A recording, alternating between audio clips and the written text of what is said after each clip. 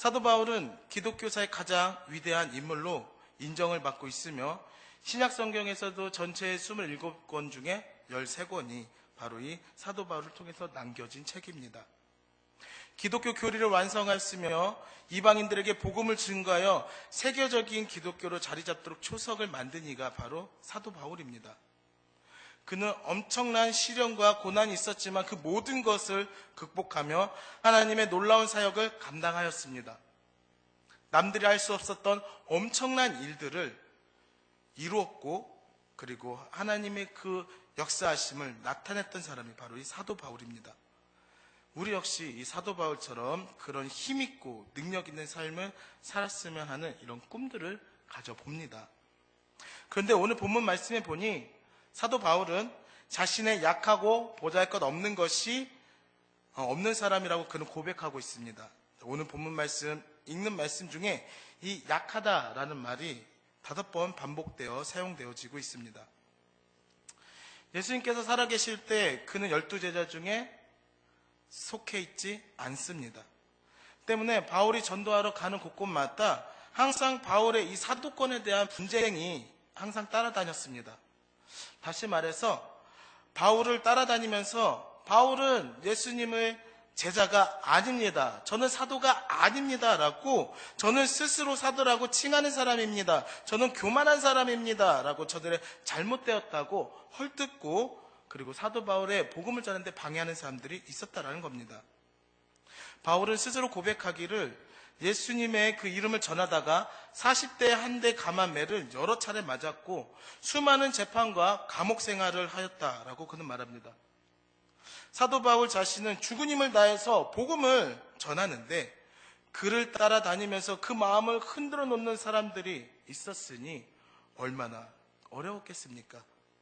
또한 그런 사람들의 상당수가 누구냐? 자신의 일을 도와서 함께 일할 일꾼들이었다는 거죠. 그렇기 때문에 그의 마음을 더욱더 무거웠을 겁니다. 전에 다녔던 교회에 한 권사님과 이야기를 하다가 이런 얘기를 한번 들었습니다. 그 권사님에게는 아들이 둘이 있는데요. 둘째 아들이 좀 마음이 좀 많이 소심합니다. 근데 이제 이 아들이 이제 나이가 들어서 이제 군대에 갈 나이가 이제 가까워졌습니다. 그래서 권사님이 열심히 기도했습니다. 새벽마다 저녁마다 정말 그 아들을 위해서 기도했습니다. 하나님, 제 아들 아시죠? 제 마음이 너무 소심합니다. 하나님, 정말 군대 가서 좋은 선임을 만나서 군생활 잘 마칠 수 있도록 도와주옵소서. 하나님, 제발 좋은 선임 만나서 군생활 잘 마칠 수 있도록 도와주옵소서.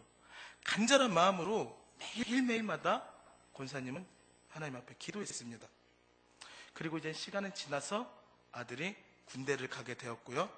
그리고 이제는 훈련을 받고 자대 배치를 받았습니다. 그리고 첫 휴가 왔습니다. 그래서 이제 아들에게 이제 이런 소리가 들렸습니다. 엄마, 내 위에 선임이 바로 윗선임이 있는데 그 선임 이름이 아론이야, 아론. 그 얘기를 들으니까 권사님이 너무 기뻤습니다. 아론? 아론이야? 야, 그러면 교회 다니는잖아. 야, 하나님 감사합니다. 저의 기도를 이렇게 들어주시는군요. 하나님 너무나 감사합니다. 기뻐했다는 겁니다. 그리고 이제는 아들을 면회 갈 때 아들에게만 준 것이 아니라 그 아론이라는 그 선임 것도 챙겨서 가서 물건 같은 거 전해주고 먹을 것도 함께 나눠 먹고 면회 갈 때마다 불러서 이름이 아론이라고 했죠? 우리 아들 잘 부탁합니다. 저도 교회 다녀요. 잘 부탁합니다. 라고 했다는 거죠. 그리고 이제 시간이 지나서 아들이 이제는 군대에 제대하게 됐습니다. 이제 이 권사님이 궁금한 겁니다. 그래서 이제 아들을 불러서 얘기합니다. 아론이라는 그 선임 어떻게 아직도 연락하고 있지? 서로 잘 지내고 있지? 그러자 그때 이제 아들이 이야기합니다. 사실은 엄마, 내가 군생활 할 때 가장 많이 나를 때렸고 가장 많이 나를 괴롭혔고 가장 나를 힘들게 했던 사람이 그 아론이야. 그때 그 얘기를 듣는 순간 권사님 충격을 받았었습니다. 깜짝 놀랐습니다. 어떻게 이럴 수가 있나. 순간 머리가 어지러웠다고 합니다. 아니, 신앙생활하는 사람이 자신의 알들을 잘 돌봐달라고 내가 그렇게 얘기했는데, 그렇게 부탁했는데 왜 그랬을까라는 거죠. 거기에 충격을 받았습니다. 사도 바울도 역시 마찬가지라는 겁니다. 함께 복음을 전하고 함께 그리스도를 전해야 될 그 사람들이 사도 바울의 복음 전한 것들을 방해하고 시기하고 싫어했다는 거죠. 사도성에 대해서, 거기에 대해서 의심을 갖고 복음을 전하는 일에 방해하고 힘들게 하였으니 그 마음은 얼마나 아팠겠습니까? 무기력해지지 않겠습니까? 동료에게도 미움을 받는 자신의 신세 얼마나 창피하겠습니까? 또한 바울은 남모르는 아픔을 가지고 있었습니다. 본문 7절에 이렇게 얘기하죠. 그가 말하기를 육체의 가시라고 얘기합니다. 육체의 가시, 또 사단의 사자라고도 말합니다. 사도 바울이 가지고 있는 육체의 가시는 무엇입니까? 학자들이 분분합니다. 의견이 분분한데 어떤 학자는 바울의 육체적인 욕구를 말하기도 합니다. 어떤 학자는 말더 듣는 것, 이것을 말합니다. 그런데 대부분의 학자들의 일치하는 것은 뭐냐? 사도 바울은 간질이 있었다라고들 말을 합니다. 악성 간질.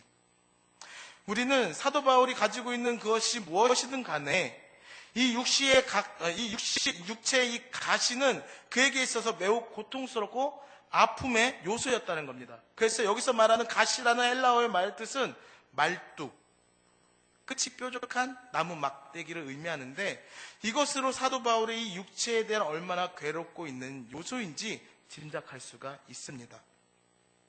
이 육체의 가시가 그에게 너무나 괴롭고 힘들어서 사도 바울은 하나님께 기도합니다. 우리 8절 말씀 한번 읽어보겠습니다. 8절 말씀입니다. 이것이 내게서 떠나가기 위하여 내가 3번 주께 간구하였더니.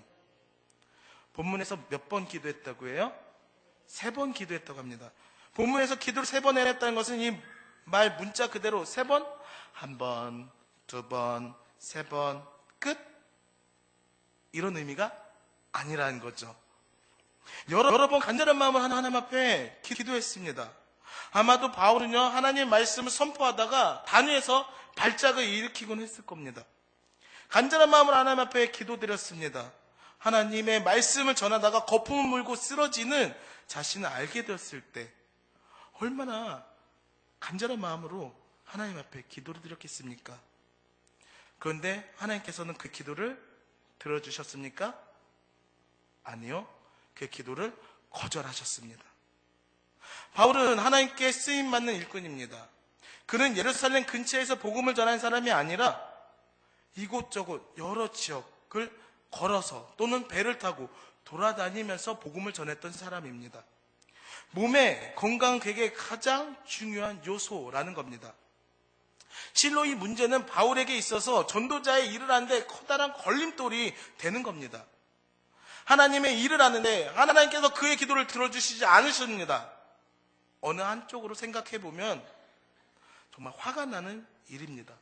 아니, 억울한 마음이 들 수 있습니다. 그러나 오늘 본문에서 바울은 그가 기도하였는데 하나님께서 자신의 기도를 거절하셨다라는 그 사실을 자랑하고 있습니다. 하나님께서는 바울의 기도를 거절하심으로 응답하셨습니다. 우리들도 간절한 기도의 제목들이 있습니다. 하나님 들어주시옵소서라는 간절한 기도의 제목들이 있습니다. 그런데 하나님께서는 우리들의 이 기도에 대해서 4가지의 모습으로 응답해 주십니다. 알았다? 안 된다? 더 기다려라? 여기 더 좋은 것이 있다. 우리의 간절한 기도에 하나님께서는 거절하실 수도 있다함을 우리는 기억해야 합니다.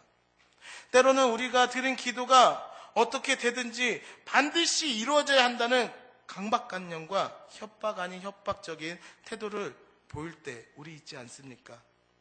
우리에게 어려운 일이 있을 때, 마음에 근심과 걱정이 일으키는 것들이 있을 때, 우리 앞에 장애물들이 있을 때 우리 하나님 앞에 기도해야 됩니다. 그러나 그 기도가 어떤 모습으로 응답되든지 우리는 그 기쁨을 받아들여야 되고 그 말씀에 순종해야 된다라는 겁니다. 바울은 그래서 이렇게 고백합니다. 9절 말씀에 나에게 이르기를 내 은혜가 내게 족하도다. 이는 내 능력이 약한 데서 온전하여 짐이라 하신지라. 그러므로 도리어 크게 기뻐함으로 나의 여러 약한 것들에 대하여 자랑하리니 이는 그리스도의 능력이 내게 머물게 하려 함이라. 다만 우리는 하나님께 간절히 기도하고 그 결과는 하나님께 겸손히 맡기고 그리고 그 결과를 받아들이고 순종하는 태도를 우리는 가지고 있어야 합니다. 하나님은 우리에게 기도를 거절하실 때는 분명한 그 뜻이 그 안에 담겨 있습니다. 영적으로 깨어 하나님의 뜻을 바라볼 줄 우리는 알아야 합니다. 그렇게 오늘 우리에게 필요한 것은 기도이고 순종입니다. 하나님의 계획은 분명히 좋은 것입니다. 그분은 우리가 아름답고 복된 삶을 살기를 원하시기 때문입니다. 바울은 이것을 넘어서 이제는 주신 삶을 만족하며 감사하고 있습니다. 바울에게 하나님은 내 은혜가 내게 족하다라는 그 말씀을 하셨습니다. 비록 육체의 가시로 인하여 고통을 겪고 괴로움을 당하는 생활이었지만 하나님은 그러한 중에서도 하나님의 은혜를 만족하고 감사하라라는 겁니다.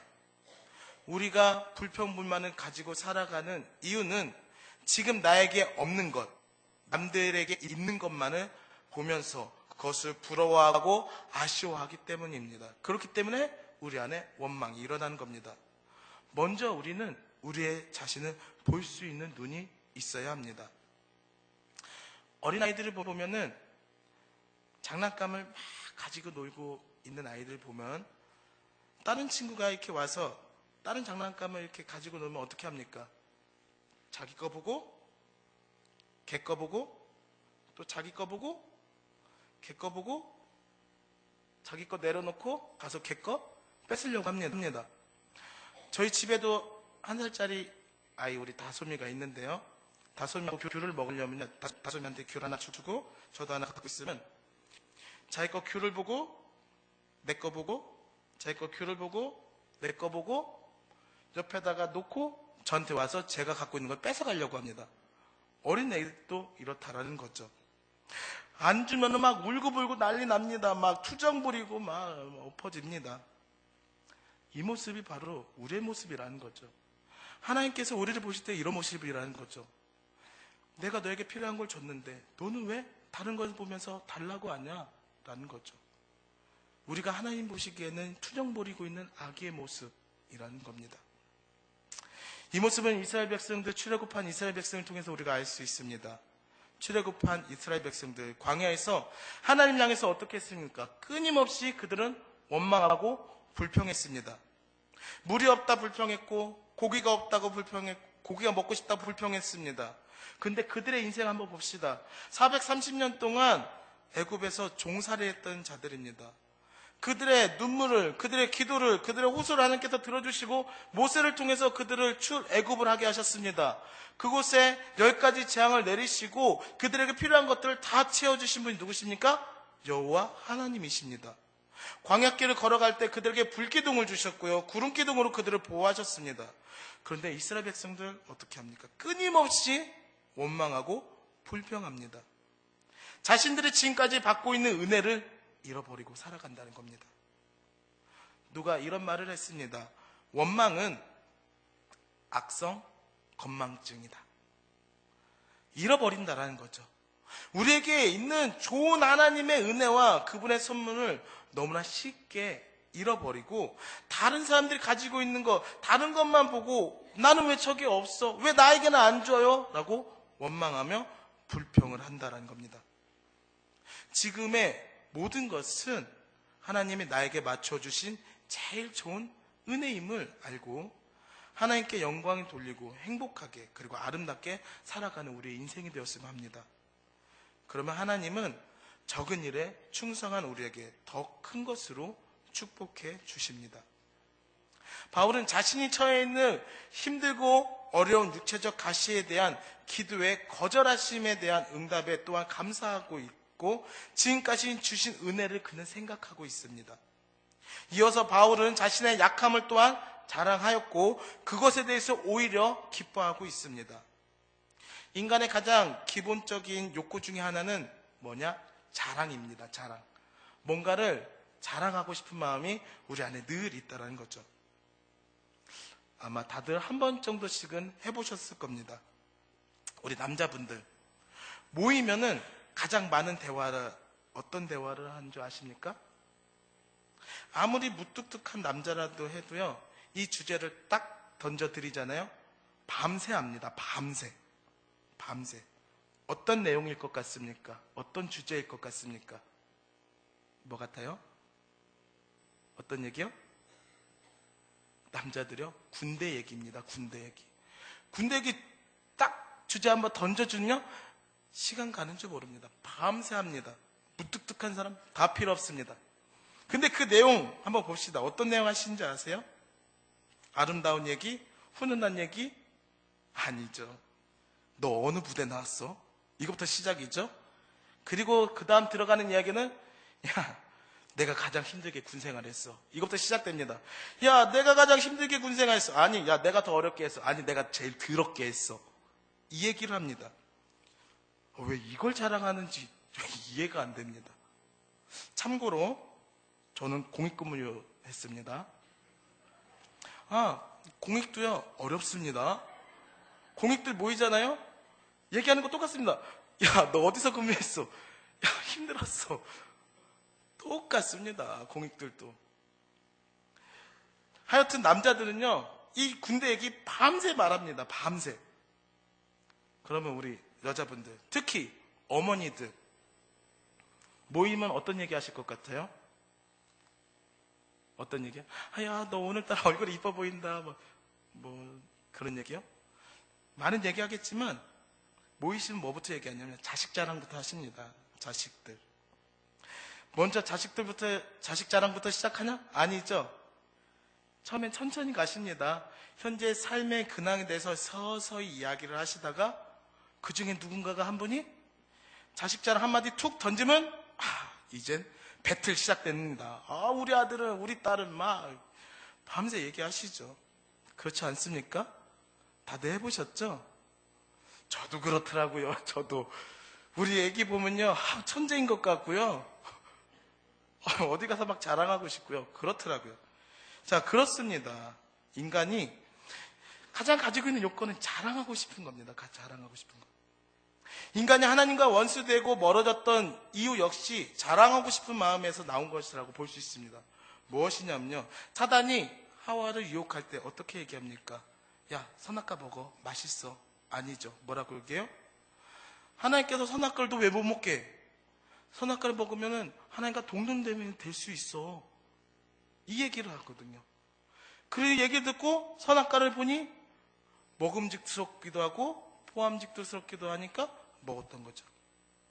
인간이 죄를 지은 거는요, 하나님 말씀을 어긴 것도 있지만 그 가장 근본적인 뭐냐? 하나님과 동일하게 내가 쓰겠다라는 거죠. 다시 말해서 하나님이 없어도 나는 살 수 있습니다라는 교만입니다. 하나님을 의지하고 그의 도움으로 살도록 만들어진 인간이 하나님의 도움 없이 하나님과 동등된 모습으로 살아보려고 했을 때 교만이 되고 이거 타락의 원인이 되었다라는 겁니다. 인간은 이렇게 자랑하고 싶고 누군가보다 위에 올라가고 싶어하는 이런 욕구가 있다라는 거죠. 근데 바울은 자신이 자랑하는 것을 무엇을 얘기하고 있습니까? 자기의 약함에 대해서 자랑하고 있습니다. 9절에 이는 그리스도의 능력이 내게 머물게 하려 함이라고 하고, 또한 10절에 내가 약한 그때 강함이라 라고 그는 그 약함을 자랑하고 있다는 겁니다. 다시 말하면 그분의 약함으로 인하여 오히려 내가 더욱 하나님의 능력을 경험하며 그 약함이 약함으로 그치는 것이 아니라 도리어 강한 존재로서 바뀌어감을 말씀하고 있다는 겁니다. 여기에 그리스도인의 축복이 담겨 있습니다. 그리스도인은 자신의 약함으로 인해서 내가 패배의식에 사로잡히거나 열등의식에 빠지거나 절망과 좌절의 삶에 떨어지는 것이 아니라 그 약함을 오히려 축복의 기회로 삼고 더욱더 신앙적인 성숙을 위한 기회로 삼고 도전하고 남보다 더 애쓰며 노력하여 더욱더 강하고 훌륭하고 축복된 존재로 바뀌어간다라는 겁니다. 우리 신앙은요, 좋은 환경과 잘 가꿔진 조건에서 아름답고 축복의 인생으로 만들어지냐? 아니라는 거죠. 약함과 부족함과 우리의 심각한 약점 중에서 우리를 하나님을 붙잡았을 때 우리가 그때 더 강하게 그리고 훌륭하게 축복된 존재로 만들어진다는 겁니다. 이 시간 PPT 하나를 좀 보겠습니다. 저기서 말하는 의미가 무엇인지 우리가 좀 가슴으로 우리가 느꼈으면 합니다.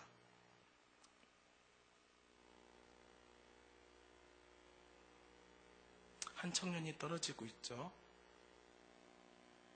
이제는 견딜 힘도 남아있지 않습니다 라고 힘들어하고 있습니다. 어떤 모습이에요? 그가 떨어지고 있는 모습이지만 그 모습이 좌절과 끝이 아니라 그 모습이 뭐예요? 예수님께서 그의 인생을 붙잡아서 땡기고 있다는 거죠. 하나님께서 이 손만 놓기만 하면 어떻게 될까요? 그의 인생은 저 하늘로 날아가 버리는 겁니다. 그 누구보다도 높이. 제자리 뛰기 할 때 가장 높이 뛰려면 어떻게 합니까? 그냥 뻣뻣한 자리에 서서 그냥 뛰면 됩니까? 아니죠. 먼저 준비 자세가 있어야 됩니까? 최대한 자기를 낮춰서 깊이 앉았다가 있는 힘과 땅을 박차고 오를 때 가장 높이 뛸 수 있는 겁니다. 오늘 우리에게 육체의 가시 있습니까? 내가 가지고 있는 이 육체의 가시 무엇입니까? 육체의 질병일 수도 있습니다. 경제적인 문제일 수도 있습니다. 내가 가지고 있는 컴플렉스이며 신체적인 장애일 수도 있습니다. 남 모르는 약점이나 과거 혹은 그렇지 못한 환경과 좋지 못한 환경과 조건일 수 있습니다. 그러나 그것이 우리의 인생을 지배하는 것이 아니다라는 겁니다. 하나님 손에 달려있음을 이 시간 우리 함께 고백하기 원합니다. 2017년도 정말 어렵게 한 해를 우리가 지났습니다. 여러 가지 일들이 있었습니다. 그렇지만 오늘 이 자리까지 하나님께서는 우리를 인도해 주셨습니다. 2018년도 새해가 밝았습니다.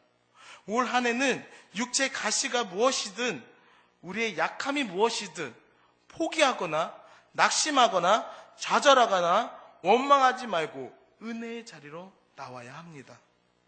바울처럼 오히려 그것에 감사하면서 내일을 향한 소망을 가지고 그 약함으로 인해서 더 큰 신앙의 역사를 만들어주신 그 하나님을 인정하고 더욱더 멋있고 아름다운 인생을 만드는 우리 안양 평안교회 모든 성도님들이 되셨으면 합니다. 2018년도 우리가 기대합시다. 나의 나약함과 연약함 주님 아시죠? 그렇지만 주님, 오늘 내가 그 모습에 인해서 내가 넘어지고 좌절하고 쓰러지는 것이 아니라 이 모습이라도 하나님께서 함께 하시면 또 다른 놀라운 일들을 그리고 나를 더욱더 강하게 단련하시는 그 주님을 내가 만날 수 있습니다라고 고백하며 하나님 앞에 영광 돌리는 우리 모든 성도님들이 되시길 원합니다. 기도하겠습니다.